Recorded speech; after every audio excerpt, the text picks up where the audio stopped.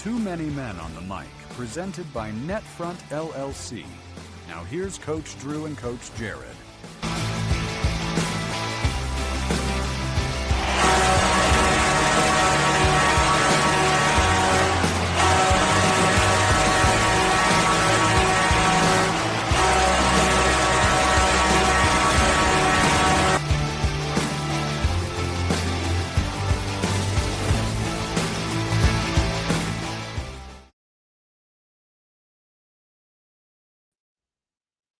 It's March 26th. It is the first spring show of 2026 of Too Many Men on the Mic. We're officially out of winter into the spring time of year, which means spring hockey, but also we're going to be talking to some winners from the regular season. Well, you say we're out of winter, but I think the weather decided to give us one last blast of, we had 90-degree weather yesterday, and I was out golfing. Not very well, but I was out golfing. And then next thing you know, I wake up this morning and the heat comes on in the house. I thought I had the AC turned on and the heat came on. I was like, oh, and, go back out and shovel the walk again. But yeah, I mean, what an awesome time of year. It's that time of year where kids start putting skates up, or you're on the ice a lot less, you're playing other sports, you're having fun, you're getting ready. You probably just got back from spring break. But there's some great memories that are still lingering out there from the last couple of weeks here. One of which is we just finished up here in Missouri for Mo Hockey, the Blue Note Cup tournament. And we're excited to talk to this team tonight. It's a bragging rights show. Absolutely. Bragging rights, you get a chance to go on there and also share with our audience, other players, coaches, parents. Nobody wins a championship in one game. It's a season's worth of, development. It's a season's worth of, building a team. But most importantly, especially for these kids and these coaches who I think we're going to be bringing on, it's a season's worth of fun. And I'm not saying that you have to win a championship to have fun, but usually when you win a championship, you have a lot of fun. You're basking in the afterglow. We're hoping for some fun stories tonight. We're bringing on the Twin Bridges B1 hockey team. Their head coach, Dave Schwab. We've got a number of players in here. Assistant coach Kyle Gehrig and his son Cannon Gehrig. We have Ava Bremer, Rowan Steinmeier, and Cooper Dively. And I've probably said some of those names wrong, and they're going to correct me. But we're going to bring on the Twin Bridges 10U B1 team that just won the Blue Note Cup. And let's talk a little bit about their season. Ask the coaches and the players to share with our listeners what goes in to having a very successful youth hockey team. Hey, what's going on? How's it going? They look very relaxed. They're still they've got they're still basking in the afterglow of their win. So who's got the cup right now? Where's the Blue Note Cup right now? Believe it or not, it's in my truck, and it's in one of the other Cooper's dad's supposed to get it from me in the morning, so they're going to pass it around every couple of weeks, I guess. So it's the best. We're starting that tomorrow morning. Nice. So I got to ask, you've got the cup, you've got the symbolic physical piece to represent the win. I have to imagine with all these kids on, who's going to eat cereal out of this cup first?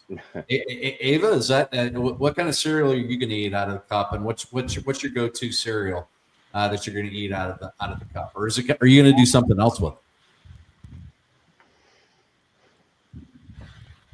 Ava, you're on mute. You're on mute. Oh, shoot. Well, Cooper, why don't you tell us? Tell us a little bit about what you're going to do with that cup. Is this the first time you've been on a team that's won the Blue Note Cup? Yes. What are you going to do when you get the cup? Drink a milkshake out of it. There you go. What's your go-to milkshake? We talking Five Guys? We talking, Dairy Queen? We talking McDonald's? Where are you going? Homemade. What? Homemade. Homemade milkshake? Homemade. Nice. Sounds good. Rowan, you've got your gaming headset on. It looks like. Yeah. I can just imagine maybe you're going to be playing some games with your buddies, and you're just going to have it maybe in your screen next to you, so your buddies every time you guys are playing each other can look at you and then look at the cup right next to you, or you got something else in mind? What are you thinking? I don't really know. Like Haven't had any time to think about it. the Cup? second we got it, I was gonna say, are we gonna all drink soda out of it? Did you? No, we didn't get to. They wouldn't let us. Well, they're not going to be around when you say the officials, when they handed you the cup. Yeah. Yeah. You do it at the party afterwards. So I can see him though. He'll just have it over his shoulder and he'll look at his buddies. Oh, you don't have one of those? Cannon, what about you? You and your dad, this your guys' first cup? Yeah. Yeah. My parents won't let me eat any other cereal but plain Cheerios. Plain Cheerios. Hey, it's good for your heart, man. It's good That for wasn't the question. So I would eat cereal out of it. You can eat whatever cereal you want out of the cup. Okay. Count Chocula. Lucky Charms. Lucky Charms. It's magical. So Ava, what about you? When you get that cup, what are you gonna do with it? Daves, can you hear us? Can you hear us, Ava? You can just Ava, go ahead what are and you gonna talk. do when you get the Yeah, cup? we'll move. It cut There you out go. at first, so I couldn't hear what it was saying. I couldn't hear what you guys were saying at first because it was cutting out. What are you gonna do when you get the cup? Well, we'll take it. We'll come back to it. We'll coach. What about the coaches? What are the coaches going to do with their day with the Drink cup? beer. a week with the cup? Drink beer. Obviously. Obviously. Obviously. We're going to eat some spaghetti out of it. Ooh, that's a good one. There you go. It's better than clam chowder. I've heard some. I've seen some weird. the cup. New England? So, I just- so Coach Schwab, talk a little bit about this season. You know, as you put this as this Lucky team, Charms? Lucky Charms. Hey, what are you gonna do with some Lucky Charms? All right, that's good. Well, Coach, talk a little bit about as the season came into focus with you all. You're getting through September and October and deck season. You see this team. Talk a little bit about what made this group of kids special.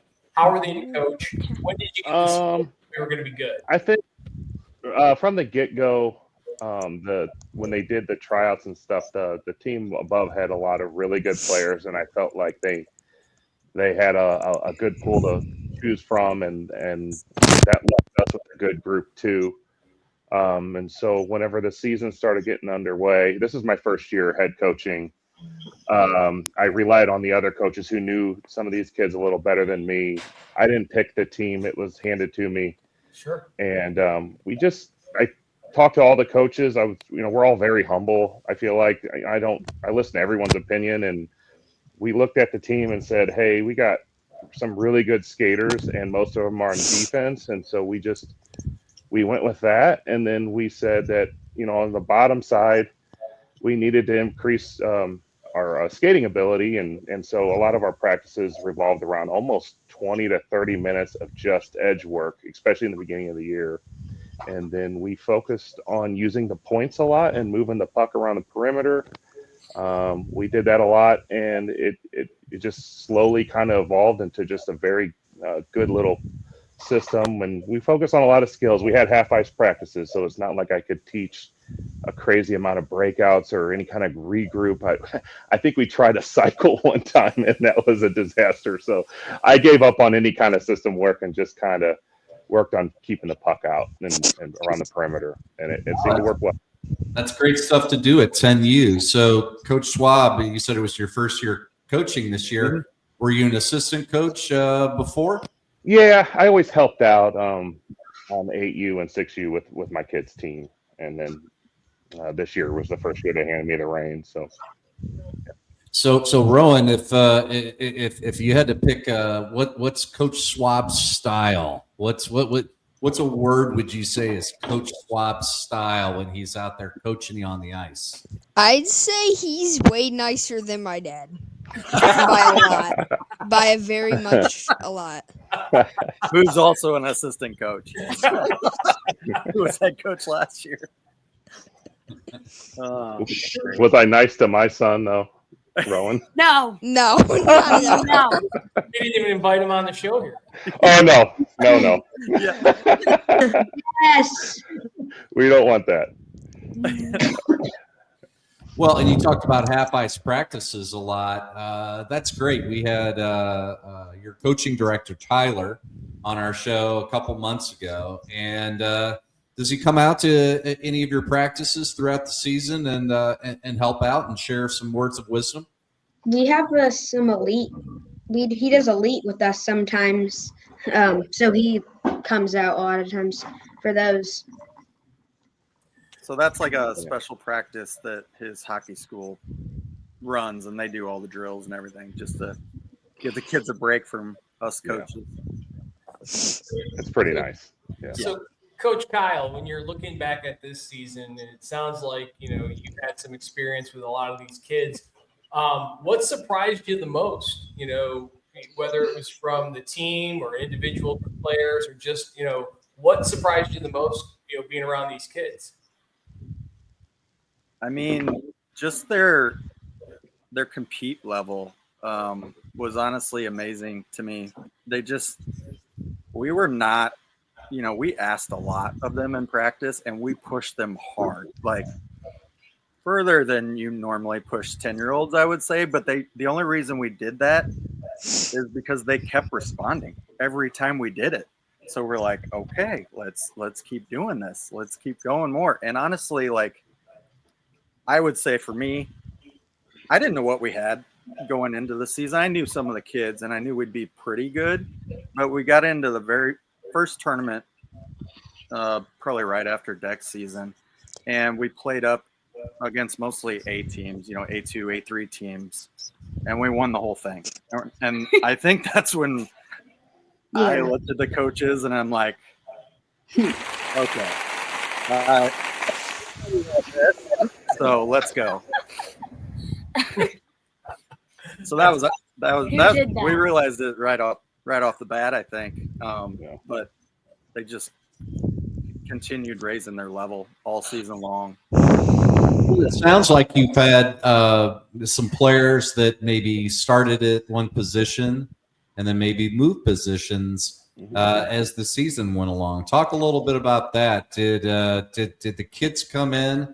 I know you have a 10U team, so you're playing full ice for the first time.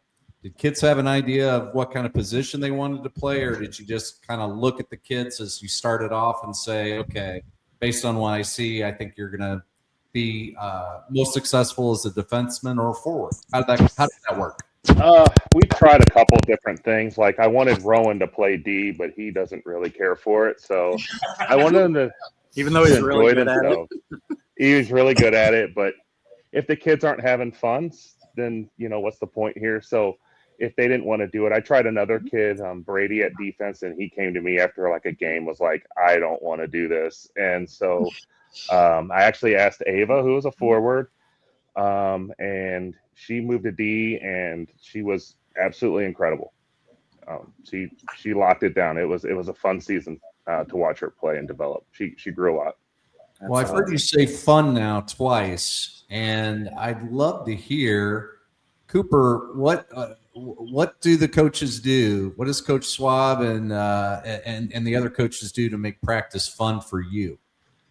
A lot of times we do like 2-on-2 and like activate the third person, or like a lot of times we did this drill called the sunglasses, where we have two people in the corners, and then like we have two lines in the corners, and then we have a line of defense, and then you have a defense along the boards and then one out in the middle, and then the forwards pass it up to the defense on the boards, and then they pass it over to the defense in the middle, and then they shoot, and then the forwards tries to deflect it in.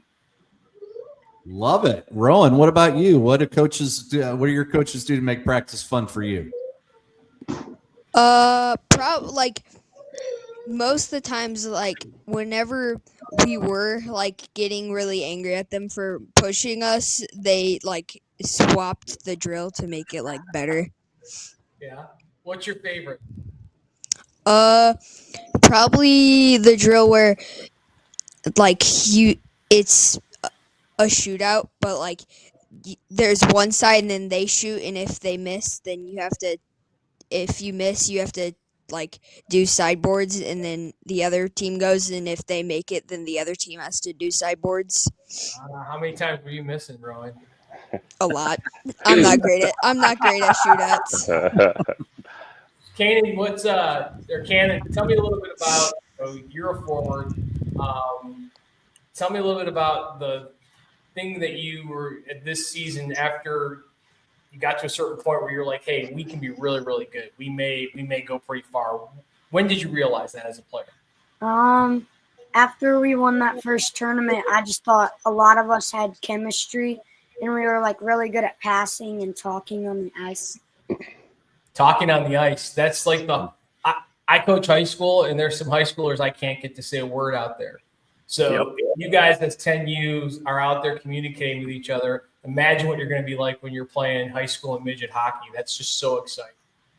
Mm-hmm. Ava, you've been a little quiet there. Now, somebody who went back and just locked it down on defense. What was your favorite thing about playing defense? What did you like to do the most? Probably like pushing them to the boards. Yeah. Throwing the body around. Love it. At 10U you can't check, but you get a little physical. Did you sometimes get in the corners there and maybe I still do it a lot. Kind of a little bit of a face wash? Do it all the time. We know. Ava got 2 penalties all year, I think, in like the last 4 games. I challenged her to actually take a penalty earlier in the year. I wanted her to be more aggressive, and so I wanted to see her take a penalty. And it took her a little bit, but she got after it. So the team went crazy. She got a standing O from us. We're clapping, and the other team's like, "What are they clapping about?" And we told them, and they started clapping. It was great. Well, talk a little bit about some of those things that you did. You talked about going to a tournament. When you're playing youth hockey, the best memories are at the hotels or at the restaurants when you get together with the team. Cooper, tell us a little bit about some of the favorite things that you did when you guys were on the road traveling this year. Probably knee hockey. Knee hockey. Excellent. Did you guys get in trouble from because some hotels they're not all big on shinny. They may be times. Who was staying up past curfew, by the way? Connor. Definitely Liam playing NHL. Yeah. Oh, you guys are Chell?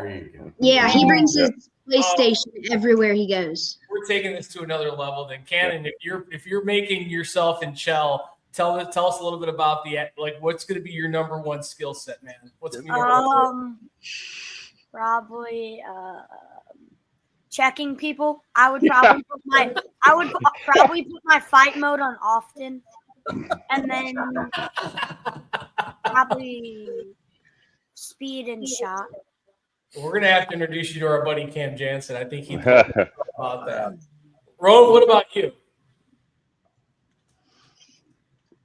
Rowan, you're on mute. There you go. I know. I tried to get it off. Oh God.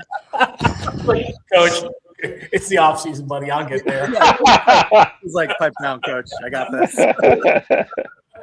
I really don't know. I have zero clue. Zero clue? Yeah.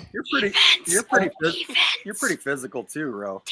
Oh yeah, I punched a kid in the face one time because I was our goalie. Yeah. We don't want to celebrate that, but I can see it. Yeah. More like in the Ava strikes me as like an 85 plus skater. How's your skating ability, Ava? No? I don't think I saw her fall down one time all year in a game, and that's a lot for for a B1 team. I mean, she was always on her feet, always present. She won't come out and say it, but she was definitely very talented skater.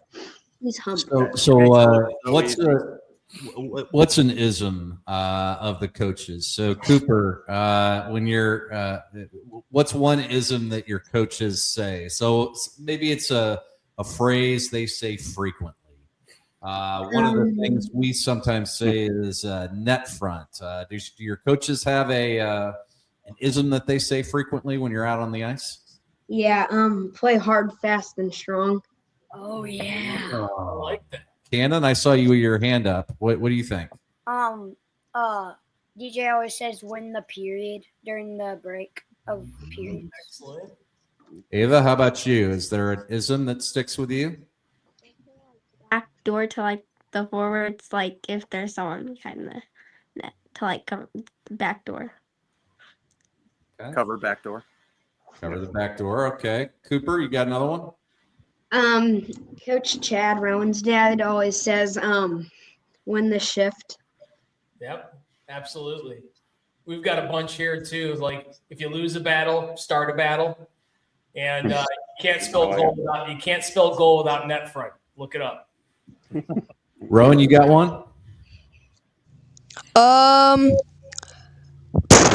Wheels. Does wheels count?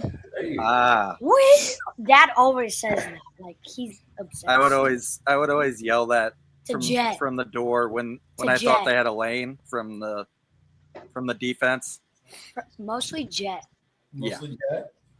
Well, let's talk. Let's see what your coaches think about your team here. So we're gonna ask the player. We've been talking to the players here, but let's talk to the coaches. So who's the kid that forgets their gear? Probably my kid, Clayton. What? I've never forgotten a thing. You forgot. You had to wear Rowan's little brother's shorts one time at a tournament. That was last year. I do remember that. Yeah. Oh, yeah, Cannon, Clayton. Yeah. Yeah, for sure. Oh. Coach Kyle, who's the biggest clown on the team? Who's the kid that gets to the rink and you can't help but smile and laugh even though you want to be mad? Connor's definitely the class the team clown of always cracking up and messing around. Now, I've got a story about Connor. Let's hear it. So Connor is second to none, probably the most hockey smart player we had probably in 10U. I mean, the kid just positionally, his body position is just incredible. His skating is great. Now imagine we're going into the Blue Note Cup championship game. They got the lights down and they got the fake smoke going, and we're all busting through the opening of the smoke, and Connor has one skate guard on his skate. So we're supposed to come out and look like super tough, and one of our best skaters just bites it. It's on the ice, and I'm just like, I remember that. He kept looking at his skate like, what is wrong with my blades? He didn't look at it. He wouldn't notice. We didn't look too tough coming onto the ice during the championship. So kind of lighten the mood, though. Yeah. Well, once you get past the intro, if you fall in the intro, you can only get better, right? Yeah, that's true. That's what we told them. True. After all this lights and all for the fans, that's all for them. Now it's just a hockey game, like you guys have done all season. Well, when you got into the playoffs, I mean, through the regular season, you guys, there's a term in hockey. It's called wagon. You guys were a wagon, which is awesome to see. But you get to the playoffs and you got a little tighter. In fact, you had some tight games. You had some tough games. We almost lost to Kirkwood. It was like 20 seconds. Tell me about that, Cannon. How do you almost lose to Kirkwood? There was like, I think we were down like 2-0 with like a minute and 30 left. I don't know who scored. I think it was maybe Liam. Liam scored like 60 goals this year. And then Jet, like what? What? Go ahead, DJ. It was 1-0, right? Yeah, it was 1-0. Yeah, 1-0 in the third. We had 40 seconds left in the game. And then Jet scored. I tried to pull the goalie earlier, and then I had to send them back because the play was coming out of the zone, so it was delayed, and then I kind of forgot to get them back off, and it just so happened I put a kid on the ice right whenever I finally realized that we didn't have our goalie pulled, and he basically collided with another kid and the puck shot out. It was like the perfect timing with 40 seconds left. Wow. And Jet skated in and tied it. And that's the same team I believe we beat 14-1 like 2 weeks prior. I was just going to say that. I'm sitting here looking at your season, and 2 weeks prior you beat them 14-1, and then that February 22nd game was 2-1. It was a nail biter. So I got to ask, Coach, was your team maybe sleeping a little bit that second time around? I think it was hard to get them up for a game because we just had it so easy. Yep. And we had everything to lose, and they had nothing to lose. And I'll hand it to Kirk. I mean, they played us incredible. I mean, they clogged up the neutral zone so well and tied up our players. I mean, it was so frustrating. And then the panic sets in, right? Like we should be winning this game. We're out shooting them by 30 shots. Nothing's going in. They're collapsing around, and we just couldn't get any penetration. They played great, and I was going to hand it to them. I mean, I was ready to walk off and after that game and say, "Hey, you guys got us." They came to play, and it was like I said, it was hard getting the kids amped up for that game. I felt like, and honestly, that rink is kind of. Yeah, it was early morning. We're not an early morning team. We had a lot going against us, I felt like. But, yeah, it was quite a statement by them, and I'll hand it to them. That was great. I think beating them 14-1 didn't help us getting Mm-hmm. them amped up, right? Like, they just thought it'd be a cakewalk. And we tried to warn them. I mean, we knew this because it's hockey, right? Like, it's a game of just a millimeter can change the outcome of so many things. And that's what happened. It was just like, it's like we couldn't get a lucky break. They never called one penalty against them. And all we need, if we would have had a 5-on-4, I felt so confident. But it was a physical game, and the refs put the whistle in their pocket, and it made it really hard for us. That was a good on them. Cooper, what do you think? Go ahead, Cooper. Probably one of the biggest upsets was, so we had the second place St. Peter's team we were like back and forth on. I'm pretty sure we beat them 3 times and we lost them twice. But I'm pretty sure they got out by there was 2 St. Peter's teams. I'm pretty sure they got out by the third to last St. Peter's team. That really helped us out. And we started celebrating. Mm-hmm. It was the game before us, so yeah. You got to be in, and that's what it's all about. You have to watch and see who you're playing. NHLers are looking at the standings very closely right now. I can tell you that, and they're looking to see who those teams are playing every night. And so that's what it's all about. It's about loving the game and being a hockey player. So, coaches, what was the mood on the bench like when you were playing that game that was tight like that? You beat them 14-1 before. Now you're in a tight game. Were the kids dialed in? Was there any nerves? What was going on? Man, I felt like we were pulling the right levers. I mean, I just felt like we were doing the right stuff. Like I said, we were getting the shots. They just weren't. They weren't high scoring chances. Really, I didn't feel the energy like they've had in other games. Like they weren't hitting. They were not going to the dirty areas. We were getting a lot of shots, but I wouldn't say they were like real great shots. At least high danger areas. But when we went down a goal, the energy was not great. But they weren't negative. Like they weren't turning on each other, blaming each other. It was just very tight. And I think that's kind of how we played in that game, is tight until Jet got that goal, and that just freed us up. What do you think, Cooper? How are you feeling on the bench when that was going on? I honestly, when I think that first goal went in, I was like, it's happened to us before. We've came back. A lot of our games we've actually started down and we've came back.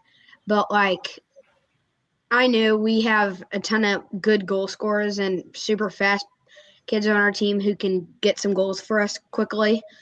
And and then I saw them all celebrating. I was like, okay, I don't really care. They're gonna get one for us.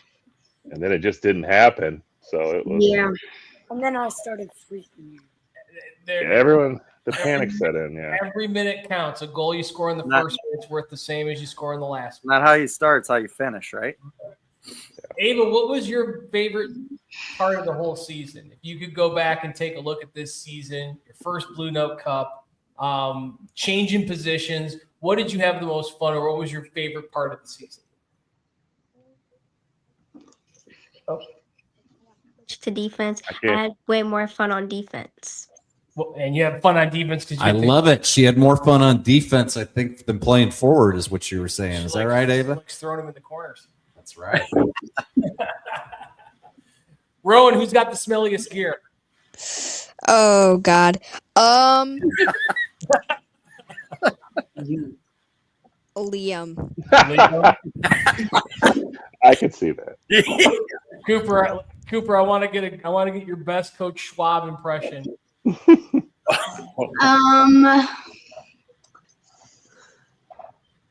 Probably. And we had this one game in Kansas City. And I thought Coach Chad were about to get us, surprisingly, us all kicked out. He, especially DJ, he was like, "Man, are you gonna call an effing whistle?" Oh my gosh! Guys, this is a bad impression, Cooper. You can edit this out. And I was just like, "Come on, DJ, calm down." Yeah. I had a player get hurt, and Yeah. it was a dirty play, and I was a little frustrated, so I saw myself out. Cannon, what's the pregame song, Cannon? What? What's the pregame song? Honestly, it's random songs, but before this game we do a thing that's after the coaches talk before we leave. I say what time is it, and then the rest of the team says game time, and then we do it one more time, and then I say I can't hear you, and then they say game time, like super loud. There you go. So it's not really a song, but it's like what gets us hyped up. It's me hyped. That's awesome. Who's got the best celly? Oh, No, let's you see do it, not. I do the Probably heartbreaker mine. every time. I do the heartbreaker every time. Show us the I do heartbreaker. the All right. photo. Wait. I did the selfie stick one time. Yeah. Yeah, that was pretty ridiculous. Yeah. I think it was like a tie game, too. Yeah, it was like Yeah. that's not when you sell man. Yeah. I had to actually teach them how to celebrate goals halfway through the season because they would score and just skate off as fast as they could back to the bench. It was so weird. And I'm like, hey, guys, like, there's 5 of you on the ice that worked really hard for this to happen. Why not congratulate everyone after you score and then go through the line, and then it was kind of funny. Then they all changed, but that was a funny little conversation because it was, I don't know, I think Clayton was doing it the worst. He would just score and shoot off, and it was like, what is that? Like, It was always like funny. a competition to like who could skate off the quickest and do the celly. And then then it would turn into like kids that have the assists and secondary assists, and they're all selling 6'7", Too all much. that stuff. Cooper's got something to say. What you got, Cooper? I'm pretty sure Clayton once, so he put the stick in between and he started waving it around in between his legs. And he was on the call. Who went what? And yeah, it's crazy. I don't know what he was thinking. So Ava, let's get your feelings. Like, minute left in the Blue Note Cup. You guys are about to win the Blue Note Cup. What's going through your head? What are you feeling at that moment? Excited. Yeah.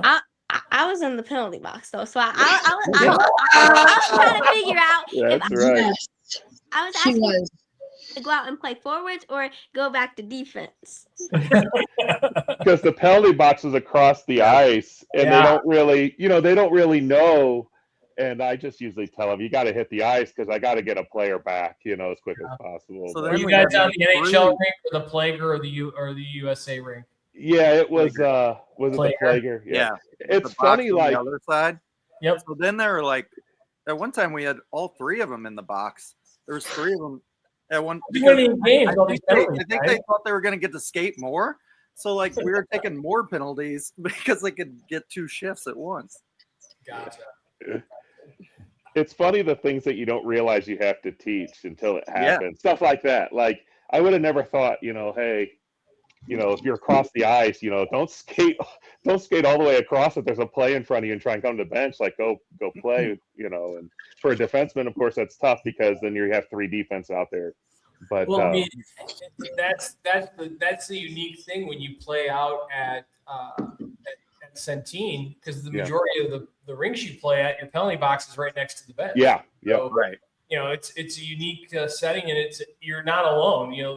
It was funny you mentioned pulling your goalie. It didn't look like you guys had to pull your goalie too much this season, so that was probably something to figure out. No. So.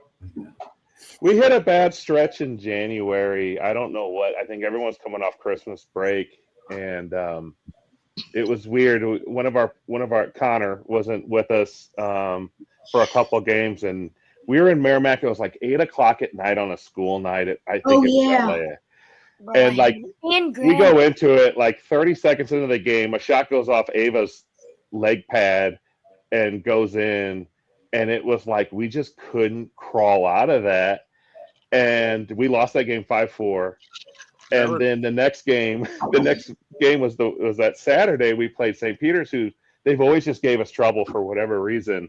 And I mean, they scored right off the bat again, and it was like deja vu. And I mean, that was the low point of the season. Those 2 losses was just like, what is going on? And that first loss was to the Sharks team we played in the championship. So yeah. They knew they could beat us. They could beat us for sure. And we didn't start out dominating everybody. It was super cold. We were in granite in deck season. So like it's not like we were dominating and they didn't move us up or anything. Like they just kept getting better. Like it was kind of impressive to watch. Yeah. So where did you go as a team after you won the cup? Did you go to a restaurant? Did you go out to the parking lot? Where'd you head to? St. Charles Bowling Alley. That's awesome. That was awesome. That's a lot.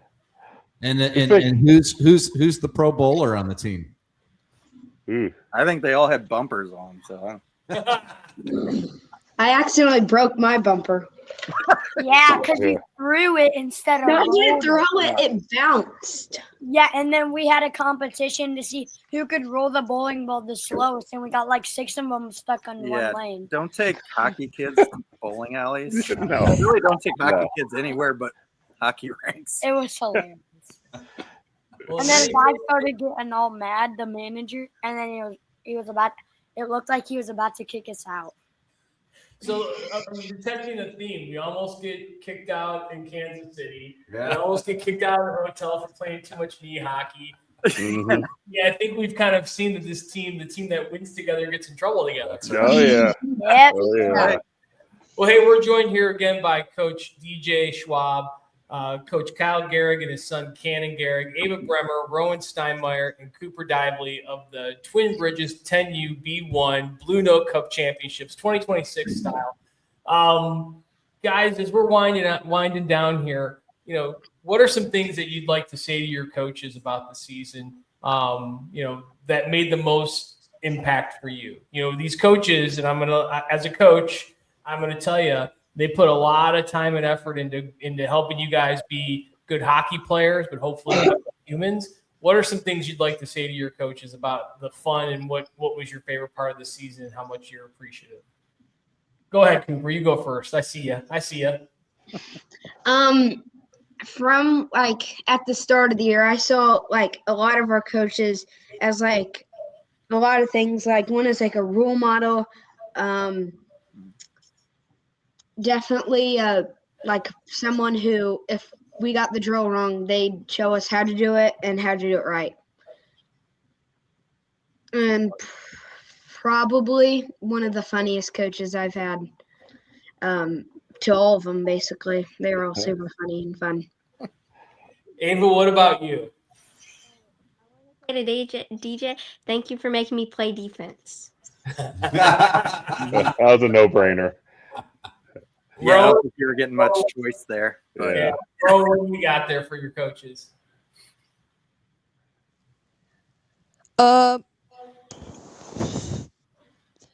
I mean, they helped us a lot throughout the season, but like my funniest memory of our coaches was when my dad, he was using me as an example of boxing someone out, and he went to box me out, and I shoved him over, and he almost broke his neck. in the locker. Let me show you how it's done, Coach. Yeah, that was pretty funny. Cannon, you've got your dad there, but you also have Coach Schwab and DJ. I wouldn't normally say this Let him talk. during No, the go ahead. season, but thanks for making us skate sideboards. It really helped, like in the third period. Wow. Oh, man.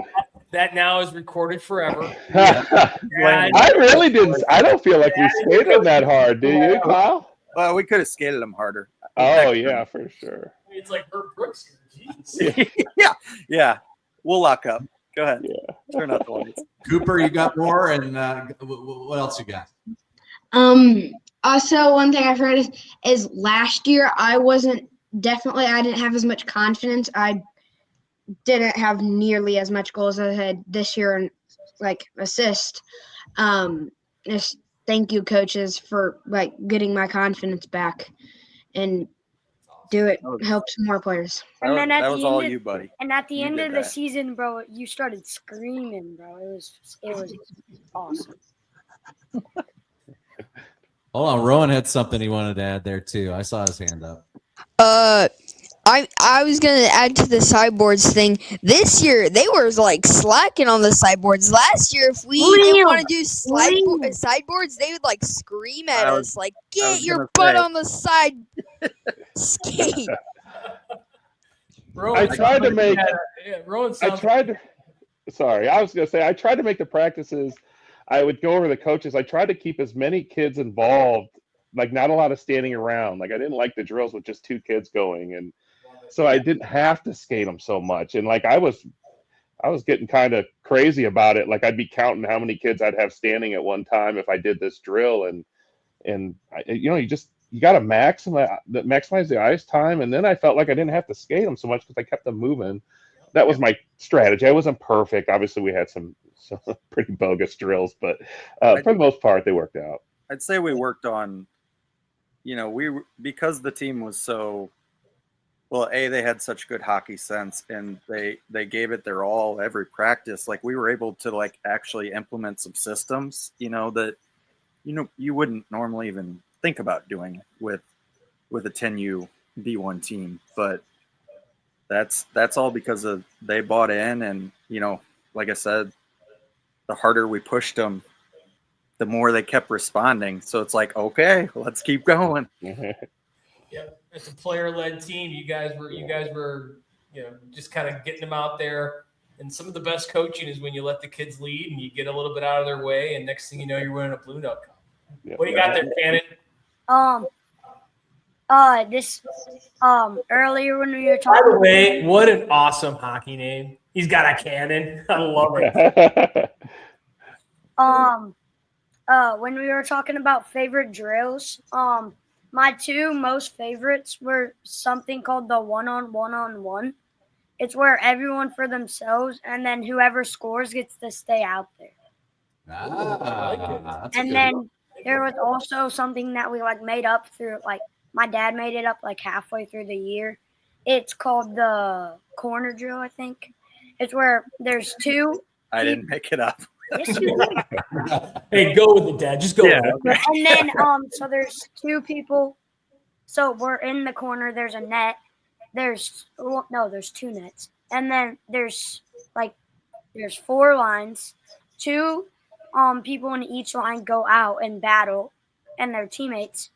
And then there's 2 or 4 other people at being points, but they're closer, and all they could do is shoot. And then it was you were allowed to check and battle It's a however you want it. small area drill. The Great game. Just the here, corner. net here. Yeah. You can shoot at any net. It's just very fast, and it's more about compete and battle. Quick shot. Rowan, you got something you want to add there? Yeah, we also did this one drill where it was only one net and there was only 2 people, and you'd fight until he said go. And I'd just hold the kid on the wall the whole entire time until he said go. If you don't hear a whistle, you can stay, Rowan's a big body, so he can definitely box out some people. Well, this has been a lot of fun. Congratulations to your Blue Note Cup win. What a fun group of kids. And coaches, you're doing something right because these kids are smiling, they're having fun, and it looks like they had a great season. So thanks for joining us tonight on the Too Many Men on the Mic show. Thanks, guys. Thanks for Thank having you. us. Yep. Thank you. See you later, Thank you. people. Thank See you. you. Yeah. In like Got a 2 lot. weeks. You guys got some great coaches, some great teammates, and it's going to be some great years ahead of you. Thanks for everything you do, and congratulations again, and best of luck in the coming seasons. Thank you. Thank you. Thanks for having us. I don't know about Thank that you. wheel behind you, but let's go Blues. Yeah. See you Well, too. now you've got to go back and listen to all the shows. Thanks, everybody. It's fun, guys. Thank you. Thanks. Bye. Just because the winter weather is coming to an end doesn't mean hockey stops. So sign up for your team with Big Bear tournaments for one or more of their spring 2026 events. Starting April 24th through May 15th, join them at their prime spring locations, which include Chicago, Ann Arbor, Detroit, Washington, D.C., and Lake Tahoe. Exact dates and full details can be found at bigbeartournaments.com. As always, tell them Too Many Men on the Mic sent you to receive exclusive savings. That's bigbeartournaments.com.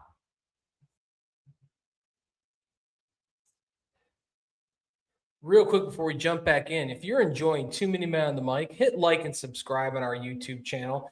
It's a quick click for you, but it helps us grow the show and keep bringing you great hockey conversations. You can also follow us on Instagram by scanning the QR code on the top right corner of your screen if you're watching us on YouTube. And be sure to download, follow, and rate the podcast on Spotify, Apple, or wherever you get your podcasts, or directly on our website, toomanymenonthemic.com, the number 2. These are small things from you that help keep us delivering new guests, downloadable coaching content, and more from the rink. All right, back to the show. Well, they were a lot of fun. That was great. I mean, hands up. I have some words to say. Big smiles. Love it. I mean, Love hearing it. we had to keep our head in the swivel. Yeah. We were like, who's got the puck? Where's it going? Where's it going? And the coaches had just as much fun too. They wanted to get words in. So what a fun group. I think that you said it, but we couldn't go, I don't think, 10 or 15 seconds without somebody saying the word fun. And I just think of, as we have our conversations with directors of hockey and coaches and players and parents all around the country, all around the world, that through line for successful, and successful isn't always wins, but it's those kids saying, hey, these coaches care. And, for some 10-year-olds, you could kind of tell that they had some insight and they understood exactly how important those coaches and the time they give, how much that meant to them. And I thought that came through, with flying colors.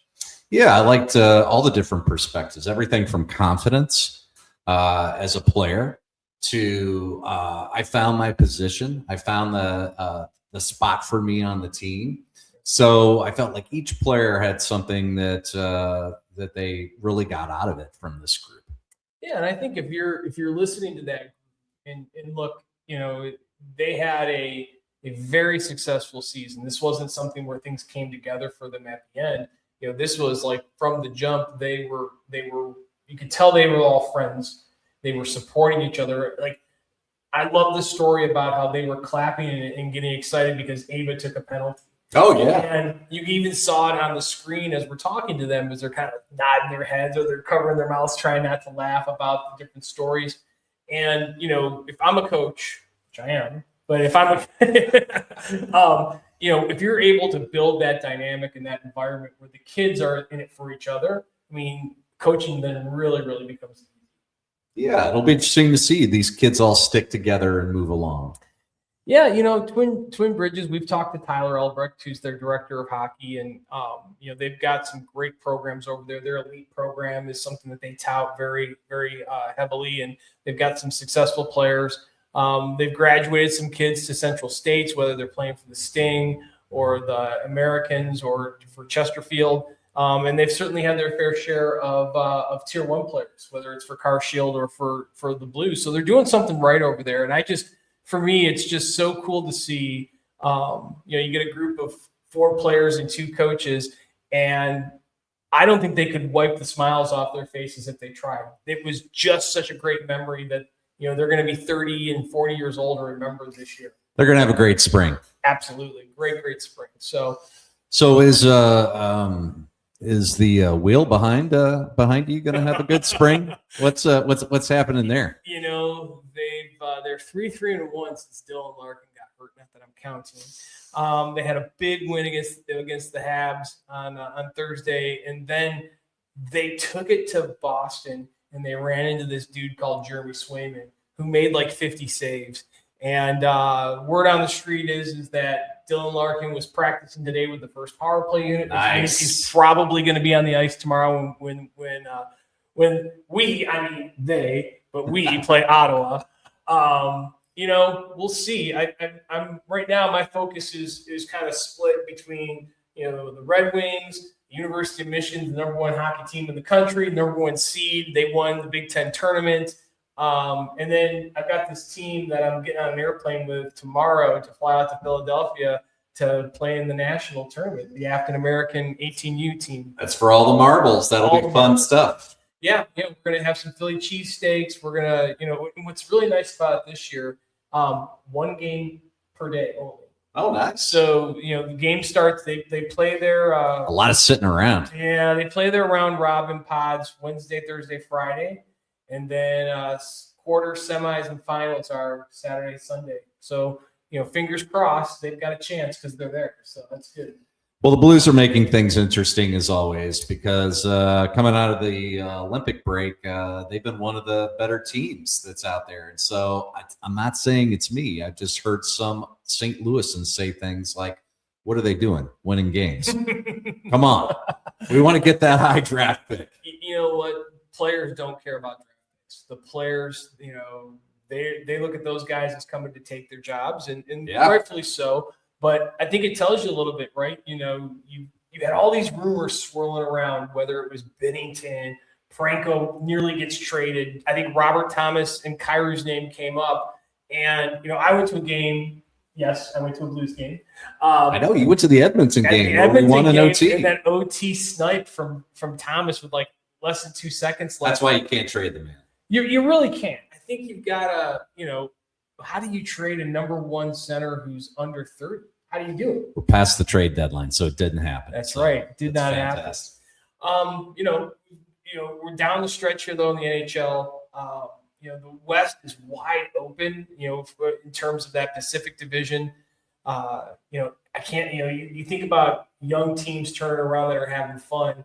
Similar to the Twin Bridges team. You look at that Anaheim team. They get a coach in there like Joel Quenneville, who can be a disciplinarian, who can do the sideboards like DJ and Kyle, but then he can also have a lot of fun with those players. And you look at Anaheim, they're going to make some noise, I think, in the West. Oh my gosh, if you're in the Pacific, it's anybody's game. Well, I think everybody keeps waiting for the Golden Knights, Knights. Yeah. The Knights and the Oilers to kind of grab it. And you said earlier, the Oilers barely have 80 points. Like, I mean, I don't know. When Connor McDavid says playing in the Pacific right now is being in a pillow fight, I think that's all you need to say. Well, we've got a lot of hockey still left to play here. Obviously, the NHL. Nationally, you've got USA Tier 1, Tier 2 nationals going on. The hockey high school tournament is just now finished up, and then this week we've got the girls. Girls tournament here in St. Louis. So if you're in St. Louis and you're looking to go watch some good hockey, get over to Centene this week because you're going to see some excellent hockey at a national level with I think is it our 19U and 16U 19U girls hockey, which is phenomenal. And I still can't say this enough. We went triple gold with Team USA with men's, para, and the women's hockey. So it's great hockey. It's fun. I was listening to XM radio on the way in, and they were talking to she plays at the University of Wisconsin. She's the number one player. She's expected to be the number one draft pick in the PWHL. Just phenomenal. Like, there's just so much good hockey going on right now, and the game I don't think has ever been stronger, unless you're George Peros, director of player safety. And you got the slings and arrows from the likes of Connor McDavid and Alan Walsh.